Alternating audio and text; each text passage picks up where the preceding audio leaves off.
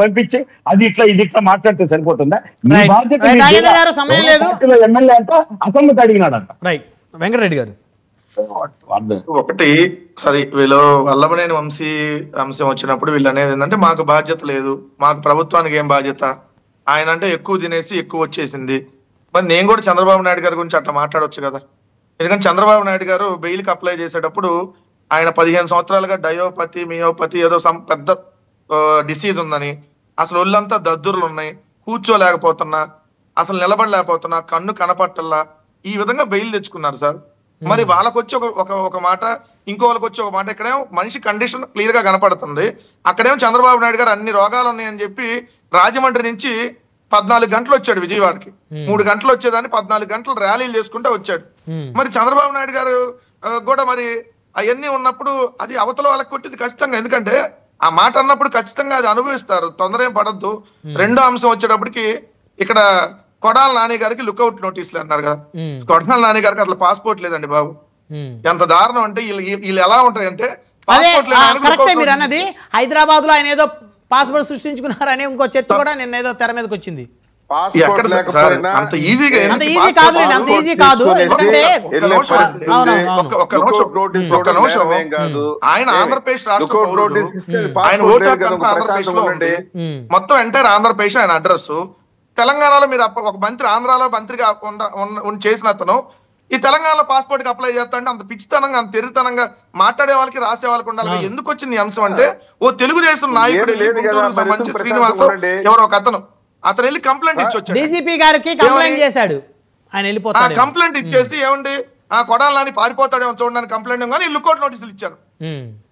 అదే కమిషనర్ గారు అక్కడ ఎంక్వైరీ చేసి అసలు ఈయన పాస్పోర్ట్ ఆల్రెడీ అంత ముందు కేసులు ఉన్నాయి కాబట్టి పాస్పోర్ట్ రాలా, జగన్మోహన్ రెడ్డి గారి ప్రభుత్వంలో కూడా రాలా ఆయన పాస్పోర్ట్ అప్లై చేసినా కూడా.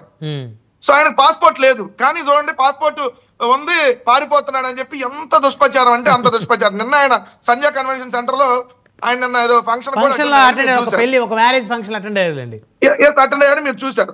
రెండు నేను ఇప్పుడు క్లియర్ గా తాతన్శెట్టి నాగేంద్ర గారు వాళ్ళని అరెస్ట్ చేశామండి, 3 సంవత్సరాల అమ్మాయిని అత్యాచారం చేసిన వాళ్ళని పట్టుకొని అరెస్ట్ చేసాం, అయిపోయింది అంటున్నారు. బాధ్యత అంతే. హోంమంత్రి గారు కానీ ఎవ్వరు దీని మీద ఇంకొకసారి ఇలా జరగకుండా చర్య. ఎందుకంటే రోజుకు ఎక్కడో చోట చూస్తానే ఉంటున్నాం బ్రహ్మనాయుడు గారు, రోజుకు జరుగుతుంది, వాళ్ళని అరెస్ట్ చేసామంటే అయిపోయిందా? ఇందాక వల్లభనేని వంశీ గురించి ఆయన మరీ మాట్లాడతా తల్లి చెల్లి అన్ని మాట్లాడాడు కదా. మరి తల్లి చెల్లి సంబంధాలు అంటగట్టి, అక్రమ సంబంధాలు అంటగట్టినటువంటి ఆ చేబ్రోలు కిరణ్ ఈ రోజు దర్జాగా మళ్ళీ తెలుగుదేశం పార్టీ ఆఫీస్ లో కూర్చొని అక్కడే యూట్యూబ్ లో కూర్చొని పొద్దున సాయంత్రం భోజనం చేస్తున్నాడు. ఆఫీస్ లో కూర్చున్నాడా? మీ దగ్గర ఫోటోలు బయట పెట్టించండి వెంకటరెడ్డి గారు. తెలుగుదేశం హైదరాబాద్ లో ఉన్నటువంటి ఎన్టీఆర్ ట్రస్ట్ భవన్ లో ఎవరైతే చేబ్రోలు కిరణ్ ఉన్నాడు, పాయింట్ నెంబర్ 1 ఆ ఛానల్ రన్ అయింది, అతను మాట్లాడుతున్నాడు, ఛానల్ రన్ అవుతుంది. అదే దాంట్లో వంశీ కృష్ణ ఎవరు, బండారు వంశీ కృష్ణ మోహన్ ఎవరు, అతను ఆ ఛానల్ రన్ చేస్తున్నాడు. తెలుగుదేశం మరి ఆ ఛానల్ వాళ్ళని ఎందుకు అరెస్ట్ చేయలేదండి? ఆ ఛానల్ వాళ్ళ మీద కూడా కేసు పెట్టాలి కదా. ఇది ఆర్గనైజ్డ్ క్రైమ్ కదా. చేబ్రోలు కిరణ్ ఒకళ్ళ మీద కాదు, పేరు నాని గారి మీద, సజ్జల గారి మీద, అదే విధంగా జగన్మోహన్ రెడ్డి గారి కుటుంబ సభ్యుల మీద, విడుదల రజనీ గారి మీద, అందరి మీద మాట్లాడాడు. 10 రోజులు కాకుండానే బెయిల్ మీద బయటకు వచ్చాడు. మరి వాళ్ళకొక న్యాయం, మిగిలిన వాళ్ళకొక న్యాయమా? మరి 111 BNS కింద వాళ్ళని కూడా ఆర్గనైజ్డ్ క్రైమ్ కింద వాళ్ళ వెనకాల ఎవరున్నారు, ఆ ఛానల్ ఓనర్ ఎవరు, ఆ మాట్లాడించినటువంటి యాంకర్ ఎవరు, మరి వాళ్ళందరి మీద కేసు పెట్టాలి దుర్మార్గంగా మాట్లాడుతున్నప్పుడు. మరి అన్ని నాగేంద్ర గారికి కనపడవు. అదేమంటే వాళ్ళు 3 పార్టీలు కలిసి ఉన్నాయి సార్, 3 మాట్లాడతారు, మేము ఒకటే పార్టీ కదా, ఒకటే వాయిస్, 3 మాట్లాడితే 3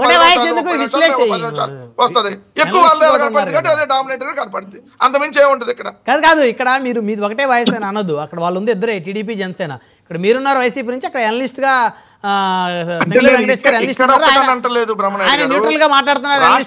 పరిస్థితి గురించి రాష్ట్రంలో వాళ్ళు 3గా మాట్లాడతారు, 3 పార్టీలు కాబట్టి, ఒకటి జాతీయ పార్టీ, 2 ప్రాంతీయ పార్టీలుగా. సో మేము ఒకటే ప్రాంతీయ పార్టీగా మాది ఒకటే వాయిస్, వాళ్ళు 3 కలిపి దాడి చేస్తుంటే 3 చెప్పింది కనపడుతుంది కాబట్టి ఇదే నిజమని ప్రజలు నమ్మేటటువంటిగా చిత్రీకరిస్తా ఉన్నారు. కానీ ఈరోజు రాష్ట్రంలో ఆ పరిస్థితి శాంతి భద్రత విషయంలో ఎంత దారుణంగా ఉందనంటే వాళ్ళే ఒప్పుకున్నారు కదా. వాళ్ళు తెలుగుదేశం నాయకుడినే చంపితే ఇంకేందండి శాంతి భద్రతలో చెప్పండి? ఎంత మట్టిగా చంపినాలు పట్టుకున్నారా? నారా లోకేష్ వెళ్తే మనం నిలదీశారు, 4 రోజులైంది ఆ వీరయ్య చౌదరిని చంపి, మీ తెలుగుదేశం వాడే చంపాడు. ఇప్పటి వరకు అసలు నిందితులు పట్టుకోలే. మరి ఏంది మీ రాష్ట్రంలో మీ శాంతి భద్రత పట్టుకోలేదంటే మీ ఉద్దేశం ఏంటి? అక్కడ ఏదైనా లాలూచి పడ్డారనా? ఇప్పుడు నేనంటే ఒక వ్యక్తిని పట్టుకోవడానికి అతను ఒక సామాన్య వ్యక్తే సార్. సామాన్య వ్యక్తి మా అయితే అంతే. ఇప్పుడు వేరే చౌదరి కొంచెం పొలిటికల్ గా బ్యాక్గ్రౌండ్ ఉంది. అవును, మండల స్థాయి లీడర్ అండి. అంతే, మండల స్థాయి లీడర్. అవును, తక్కువ చేసి మనం మాట్లాడుకో మండల స్థాయి లీడరు. నారా లోకేష్ కి పాదయాత్రలో ప్రకాశం జిల్లా మొత్తం ఖర్చు పెట్టినటువంటి వ్యక్తి. ఆ ఎంటైర్ ప్రకాశం జిల్లా డబ్బులన్నీ అతనే చూసుకున్నాడు పాదయాత్రది, యోగాల యాత్రకు సంబంధించి. మరి అలాంటి వ్యక్తిని చంపేస్తే ఇప్పుడు వరకు మీరు అసలైనటువంటి నిందితులను పట్టుకోపోతే ఏంటంటే మీరు మా గురించి మాట్లాడేది ఎమ్మెల్యేలు అసెంబ్లీకి రండి, వీళ్ళకి ఏం లేదు. మీరు అసెంబ్లీకి ఎందుకు రారు అయ్యా? మీరు అమ్మఒడి ఎందుకు ఇవ్వట్లేదు? మీరు అసెంబ్లీకి ఎందుకు రారు అయ్యా? మీరు అమ్మఒడి ఇస్తున్నారు.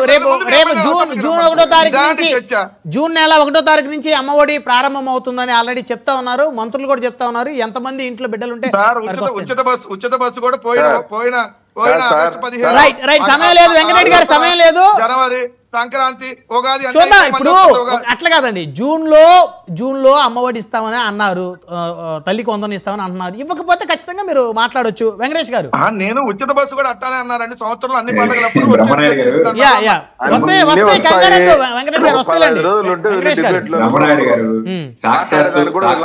ముఖ్యమంత్రి గారు ఏం చెప్పారంటే, స్కూల్స్ రీఓపెనింగ్ అయ్యేపాటికి డిఎస్సి నిర్వహించి టీచర్స్ ని అపాయింట్ చేసి స్కూల్స్ తెరవబోతున్నాం అని చెప్పేసి అని కూడా ఒక 3 నెలల క్రితమో 4 నెలల క్రితమో అనేక పలుమార్లు ఆయన హామీ ఇచ్చినటువంటి వాటి వాస్తవం.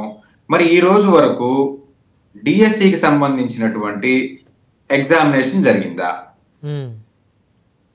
ఇవన్నీ ఎలా ఉంటాయంటే తెలుగుదేశం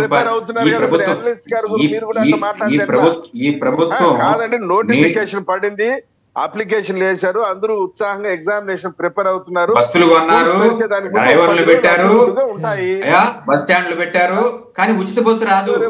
నాకు అర్థం కాదు సార్. బస్సులు ఉన్నాయి, నోటిఫికేషన్ 16,000 పోస్టులు నోటిఫికేషన్ వేశారు, తిరగడానికి ప్రయాణికులు కూడా ఉన్నారు. సరే, మళ్ళీ మాట్లాడదాం. ఇప్పుడు మన సబ్జెక్ట్ అది కాదండి, ఉచిత పథకాల గురించి మళ్ళీ మనం మాట్లాడుకుందాం. వెంకటేష్ గారు, మీరు ఒక హైకోర్టు అడ్వకేట్ గా లుక్అవుట్ నోటీసుల మీద అంటే పోలీసులు లుక్అవుట్ నోటీసులు ఇవ్వడం కరెక్టేనా? దాని గురించి చెప్పండి సార్. లుక్అవుట్ నోటీసులు ఇవ్వడం అనేది ఏ నాయకుడి మీద అయినా ఇవ్వచ్చు, ఏ పబ్లిక్ మీద అయినా ఇవ్వచ్చు, ఏ సామాన్య పౌరుడి మీద అయినా ఇవ్వచ్చు. ఓకే, పలు నేరాల్లో లేదా పలు కేసుల్లో ఆయన యొక్క పేరు ఏదైనా ఇవ్వచ్చు. కానీ ఇక్కడ హాస్యాస్పదం ఏంటంటే, ఒక 6 సంవత్సరాల చిన్నపిల్లడి మీద రేప్ కేసు పెట్టినట్టు అసలు పాస్పోర్టే లేని వాడి మీద లుక్అవుట్ నోటీస్ ఏంటి సార్? ఇది ఇక్కడ టాపిక్ ఏంటంటే, ఎవడో ఒకడు వచ్చి ఒక కంప్లైంట్ ఇచ్చేస్తారు, ఇమ్మీడియట్ గా లుక్అవుట్ నోటీస్ ఇచ్చేస్తారా? అంటే కన్సెంట్ ప్రభుత్వం. పాస్పోర్ట్ వెరిఫికేషన్ జరగకుండా పాస్పోర్ట్ వస్తుందా? పాస్పోర్ట్ వెరిఫికేషన్ బ్రహ్మనాయుడు వెంకటేశ్వర చేస్తాడా? లేదు కదా, దానికి ఒక సిస్టమ్ ఉంటుంది, ఒక ప్రొసీజర్ ఉంటుంది, ఈజీగా పాస్పోర్ట్ ప్రొసీజర్ ఉంటుంది. డ్యూ ప్రొసీజర్ అవ్వకుండా అతనికి పాస్పోర్ట్ వచ్చే పరిస్థితి కాదు, లేదా అతనికి ఆల్రెడీ పాస్పోర్ట్ ఉన్నటువంటి వ్యక్తి కాదు. కొన్ని ఈ దేశంలో ఈ 2 తెలుగు రాష్ట్రాల్లో కొడాల నానిని గుర్తుపట్టనేటువంటి వ్యక్తి నాకు తెలిసినంత వరకు, నాకున్న సబ్జెక్టు కరెక్షన్ ఎవరూ లేరు. గుర్తుపడతారు అతన్ని. ఆయన చాలా ఫేమస్ కదా, ఆయన భాష ఆయనంతా చాలా ఫేమస్. సరే, ఇప్పుడు వంశీ గారికి ప్రాణహాని ఉంది జైల్లో అని చెప్పేసి మాజీ మంత్రి పేరు నాని గారు అన్నారు. అంటే జైల్లో అంటే పోలీసుల వల్ల ప్రభుత్వం వల్ల కాదు, ఆయనకు ఆరోగ్యం బాగలేదు, హింసిస్తా ఉన్నారు, మా అయితే 1 సంవత్సరం జైల్లో పెట్టండి, ఆయన హాస్పిటల్ కూడా సరైన వైద్యం అందటం లేదు, ఆయనకి ఏదైనా జరిగితే ఈ ప్రభుత్వాన్ని పరిపాలిస్తున్న ఆ పెద్దలే ఆ పాపాన్ని మూట కట్టుకుంటారు అన్నారు ఆయన. ఖచ్చితంగా ఇది ప్రభుత్వానికి అంటగడతారు. ఎందుకంటే ఇవన్నీ కూడా ఇప్పుడు ఏదైతే వంశీ గారు అరెస్ట్ అయ్యి రిమాండ్ లో పలు కేసుల్లో రిమాండ్ లో ఒకదాని తర్వాత ఒకటి ఉన్నాయో, వీటన్నిటిలో కూడా తిప్పొచ్చు. ఎన్ని సంవత్సరాలైనా మీరు జగన్మోహన్ రెడ్డి గారు 18 నెలల పాటు రిమాండ్ చేశారు. అవును, దాంతో పోల్చుకుంటే వంశీ గారు ఏమి ఎక్కువ చేయలేదు. కానీ ఆరోగ్య పరిస్థితుల దృష్ట్యా చంద్రబాబు నాయుడు గారు ఆరోగ్యం బాగోనప్పుడు, లేకపోతే ఆయన యొక్క ఆరోగ్యానికి సంబంధించినటువంటి హెల్త్ బులెటిన్లు ప్రతి గంటకి వచ్చినప్పుడు మనం కూడా డిబేట్లు చేస్తాం. అలాగే అందరితో పాటు వంశీ కూడా ఒకడేం కాదు. Vamsi is a TDP MLA, సామాన్యుడు కాదు, ప్రజాప్రతినిధి, మాజీ ప్రజాప్రతినిధికి ఒక సామాన్య